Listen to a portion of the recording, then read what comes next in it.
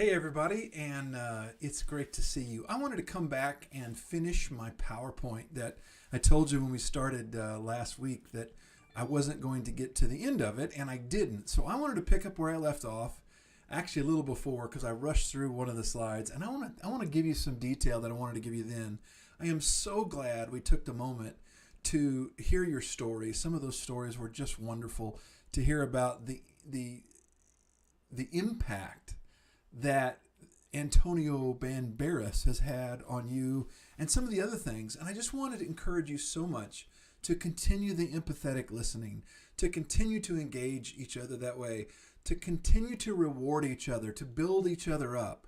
Because as you do that, you'll love your job even more. I recently heard an amazing story about a guy who worked at a coffee shop, and a guy asked him, "So, do you like your job?" And he said, "Yeah." And he said, "Why?" And he said, "It's because everybody that worked at his workplace came by, and every time they came by, they asked the question, 'How are you doing? Can I get you anything? Are you okay? Do I need to support you in any way?'" And he said he worked another job where he did the same skill, but people were always demanding, "You need to get better. Make sure you're doing things right. You need to follow the rules."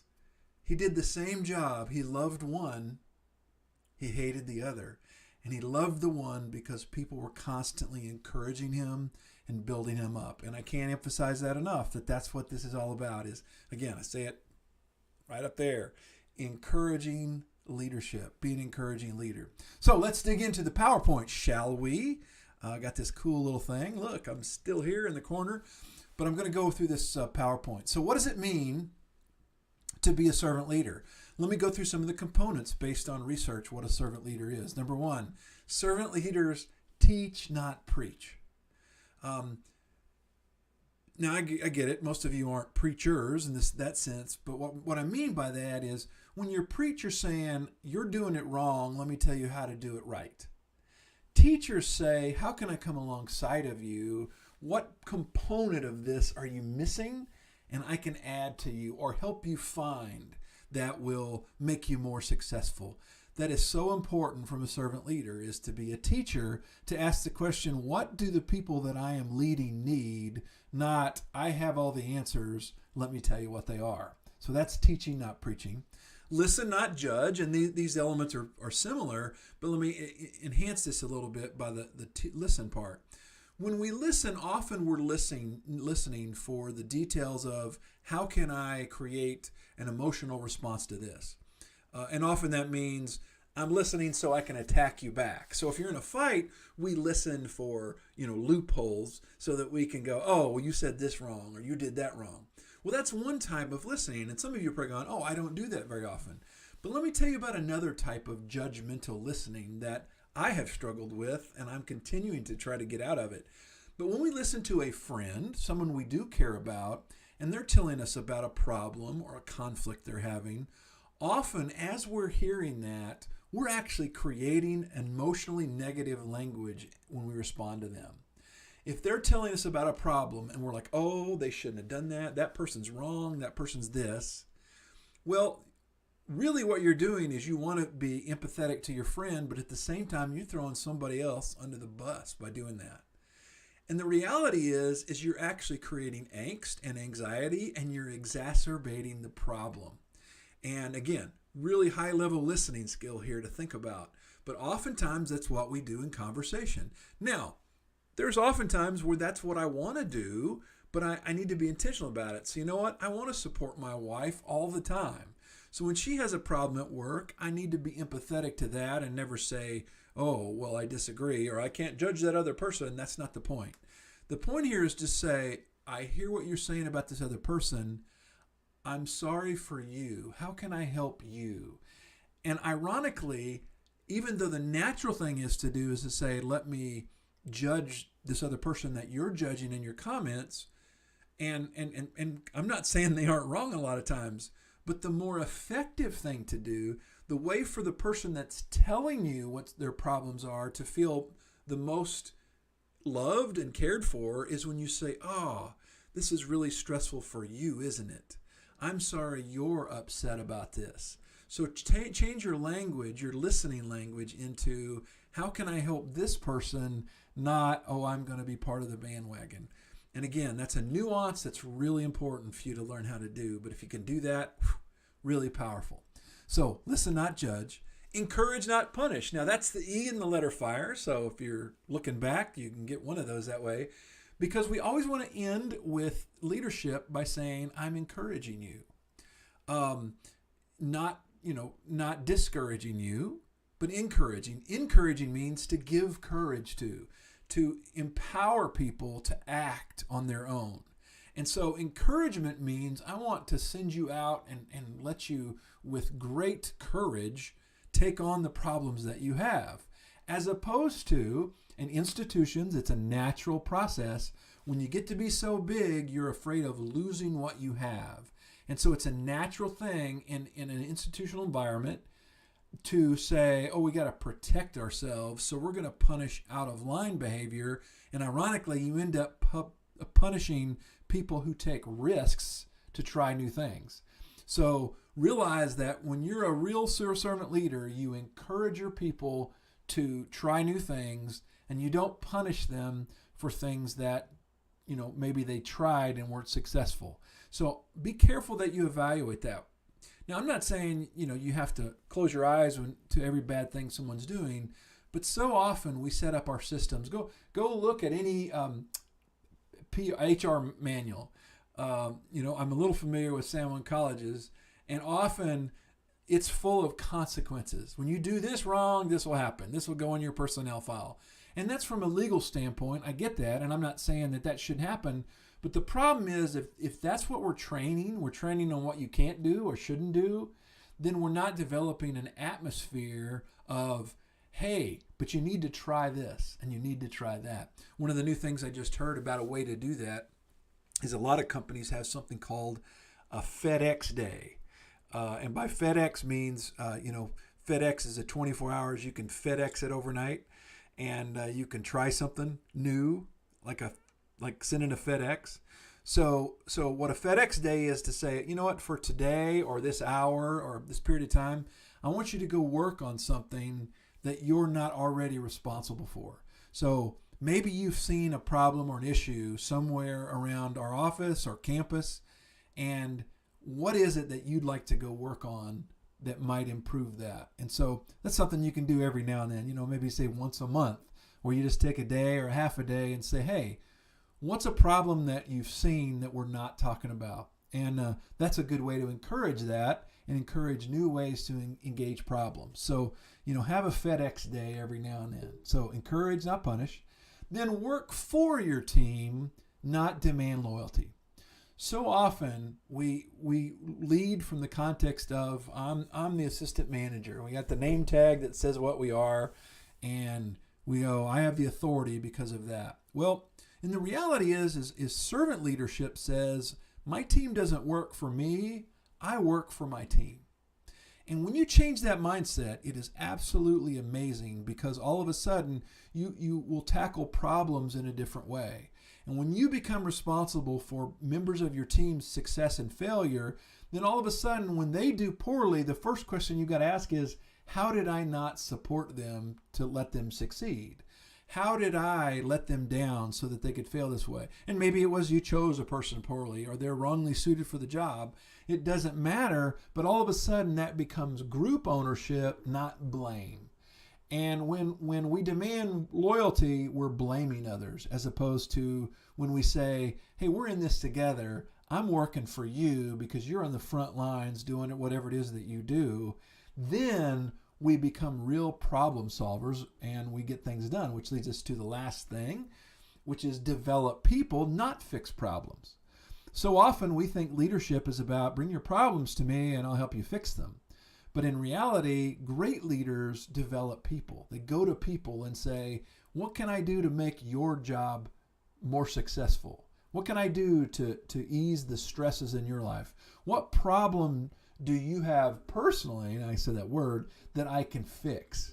And so when you're not fixing the problem that's come to you, you're actively engaging in people and say, so what have you seen around here that needs to change? That's developing people. encourage people. One of the things I read recently that I believe that the guy from Virgin Airlines says is, you know what, treat people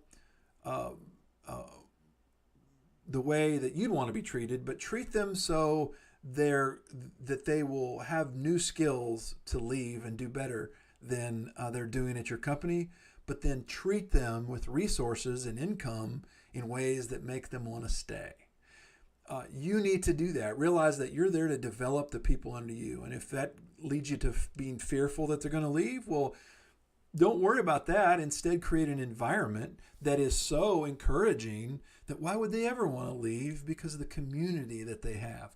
You know, I look back on my 30 plus years of working different places, and the places that I look back very fondly are places and times where my leaders right above me were developing me. They were investing time in me to make me a better person, regardless of what it was the job that I was supposed to be doing for them. Those are the leaders that we admire and look up to the most. Be that kind of a leader. That's exactly what a servant leader is. So, go deep. Let me encourage you to think through some of these problems. I want to encourage you to think through all of them. Who do you serve? Have you ever identified that? Who is it that I really serve? Maybe it's students. The question, though, is it a student with a problem? Is it a student with an immediate need? Is it a student with a long-term need? But who do you really serve? Maybe you serve people that serve students. Maybe you serve, another entity, a group of people, or a specific needed problem. But if you answer that question, who do I serve? Then you can ask the next question: is what's the greatest need from what we do? If we could solve the number one need, what would it be? And then what skill, product, or information do you have that meets this need? How is it we actually solve this? Is it through luck? Is it through a process? And what is it that we do that? And is that the best possible thing that we can give them? And then when is the best time to give it to them? A lot of times, we walk through these processes and we realize, wow, we're giving this to them, but it may be at the end of when we should have given it to them. And how can we fix that? And here's a big one. Simon Sinek talks a lot about this. Why do you do what you do? Do you know why, other than get a paycheck? If you don't know why you're doing it, you need to discover that. What's in it for you? And because if there's no why in it, you're going to run out of the joy that you have. When I know that 70% of Americans don't like the work they do, it's because they can't answer this question. Why is it you do what you do? And then when you know the why, then Monday morning will be awfully easy to show up for work because you'll know I'm doing this today because I want to help people with this. And it makes all the difference.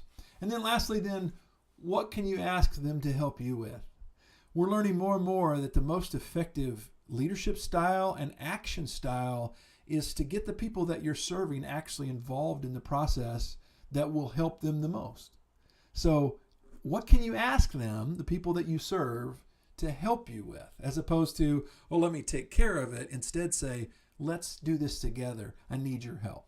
So take some time, pause this video if you need to, and go answer those questions and really think about it. I encourage you to sit around at a table with some of your colleagues and say, let's answer these questions about what we do and how we do it. Some of you, it may have been a long time since you revisited these. So what's wrong with this generation of students? I went through this quickly too. The answer is nothing. Right now, it's really, really common to beat up on millennials. Millennials are this and millennials are that.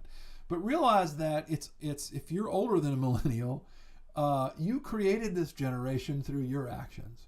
And leaders, real good leaders, aren't asking the question, how do we fix them? It's how do we change us so that we can engage the needs?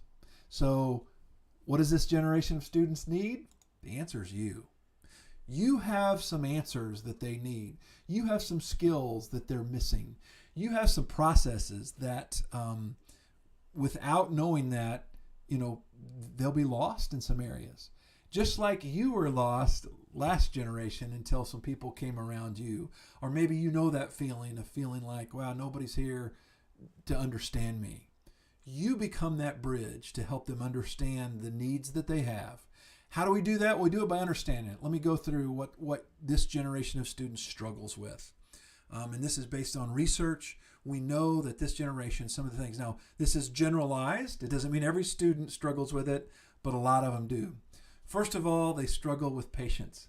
We've missed that. We think that they're so self-absorbed that it's about them, when in reality, it's about patience, because they're used to this immediate gratification.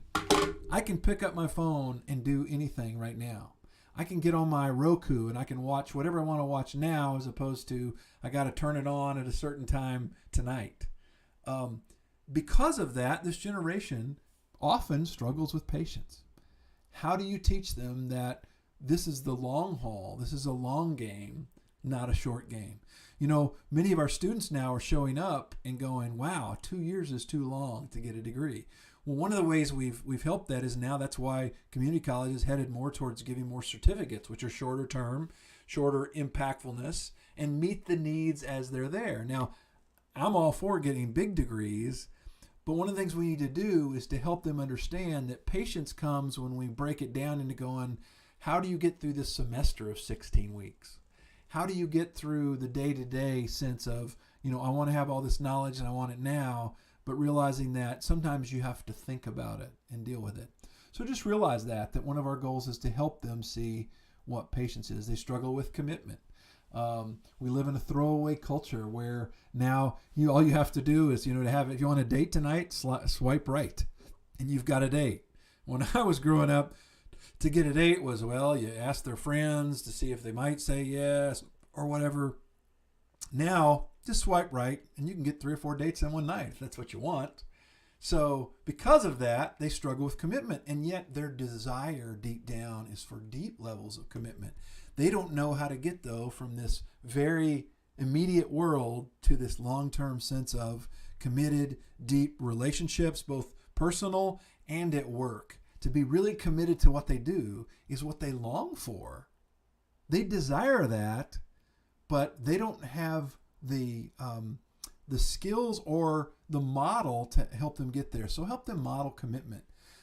They struggle with addiction. Guess what? So did you. So did every generation that's ever existed. Their addictions have changed, though, because now addictions are much more about the immediate dopamine hit that we did talk about in my session, and the fact that they're now used to getting this dopamine hit all the time. Anytime they want it, they can submit it, but it also creates a lot of anxiety, because what if I submit this post and nobody likes it? My son came home the other day from posting his prom video, and he proudly announced that he got more likes on it than anything he's ever posted. That obviously affected his self-esteem. Well, that creates an addiction. Now, is that a bad addiction? No. And do we need to beat them up for that? Like I mentioned in my thing, a phone addiction is way better than some of the addictions from my generation. But we are starting to see suicide rates are way up among millennials. So we're starting to see alcohol addiction going up because it's, again, creating this space for its addiction. So focus on that. Depression, I just mentioned that sometimes they're depressed because they don't know what the answers are. They have a lot of questions about life, but they don't have a lot of answers for what it should be. And then purpose. They've been told that their purpose is, fleeting, that, life is too complicated, that they're told by the world all the time that their purpose is about themselves. They're all into selfies and that kind of thing. When in reality, they're all looking for a deep, meaningful purpose to connect to. If you look at the desires of our students' hearts, it's they want to be part of something that's bigger than themselves. Sandwin College can be that. Existing in your community and supporting and creating this desire to learn a skill so that you can go out and serve others is a big, huge purpose. It's why I do what I do. I'm sitting here making a video for you that I really don't have to make, but I feel so compelled to fulfill my purpose that I signed up to do this for, that I wanted you to get specifically to this page right here. I wanted to spend 5 or 6 minutes digging into this so that maybe you could see and understand in a different way how our role is in engaging people. So how do you help somebody find their purpose? You help them find their purpose by spending time and getting to know them. You've got to invest the time. That's why this is an ongoing skill that you have to practice every day to help them create that. All right, so that's pretty much the end of this. You feel free to go reserve. There's a lot of great videos online where you can do that. I'd be happy to help you find those things. Feel free to email me. There's my email right there, mike@mikehadabah.com. Please, I'm sending a link with this that's a survey. At the end of that survey, if you give me your email, I'm going to enter you into a contest to win a $15 Starbucks card that I will gladly send to you, and it'll be somebody at San Juan College is going to win that to say thank you. I wish I could send all of you one because you guys have been so helpful and engaged. I just love spending time with you, talking with you about the things going on in your life, and it was such a joy to serve you through these three seminars that I gave. I appreciate so much what you do. Remember that you often are the frontline person at San Juan College. A lot of you are the first person that students meet, and when you do that, you make an impression that will last forever. They'll always remember that first person. And sometimes you're the last person, and sometimes you're the most helpful person. I mean, that's what you guys do in student services. So thank you for what you do. Realize you matter. Realize that you have the ability to serve the people you're with. I'm here to help you do that, and let me know in any way I can how I can help you. Thanks again. Thanks for, if you listen to this whole thing, bless your heart. You are my hero, because my wife won't listen to me this long. And so if you did, let me just say thank you. Again, remember that website. It's right before this. You know what? I'm going to switch right back one more time. There it is right there. That's where your these PowerPoints are. mikehadabah.com/SJC positive. And so if you go there, you have access to all these PowerPoints, and you can download them, use them any way you like. I don't copyright them, just because, I'm learning from others, and feel free to share them with new employees or anybody, and let me know if I can help you. Or if there's somebody else that you can contact with me, let me know. Just love doing this. Love encouraging leaders. Thanks again. Have a great one. Take care.